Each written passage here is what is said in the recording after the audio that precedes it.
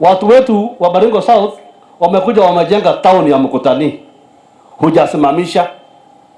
Umenisimamisha yule nilitii amri nikaenda 1 kilomita. Hujasimamisha mwenye amejenga katikati. Sasa kwa sababu tunataka kuishi kwa amani na tumesema hiyo town ni yetu sisi wote. Mimi unanikubalia next week ninajenga ofisi ya chief ya Mkutani town. Na hiyo town sisi wote tunashare na tunaishi kwa amani. Iko chief ya JMC, iko chief ya Pokot, iko chief ya Arabal, sisi wote tuishi kwa amani. Kila mtu anajua line yake.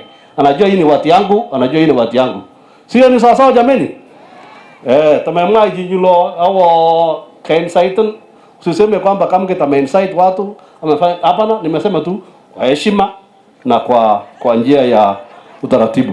When you said that you will construct that office this week, true to your words, leo tumempata kwamba umeleta lori mbili sasa imemwaga mawe inside the center ya Mkutani. If that's not incitement, what do we call that one? We call upon NCIC, DCI na serikali yote imulike Kamket, na tungetaka leo, by the way, tungetaka leo kuona Kamket behind bars.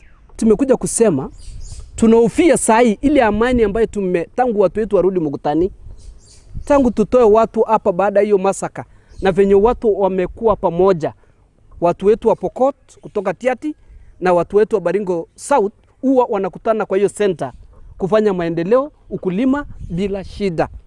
Lakini kwa matamshi ya Honorable Kamket kwa sasa imetupatia hofu kwamba hiyo matamshi sio mzuri kwa amani ya watu wetu wote ambao wanaishi Mkutani.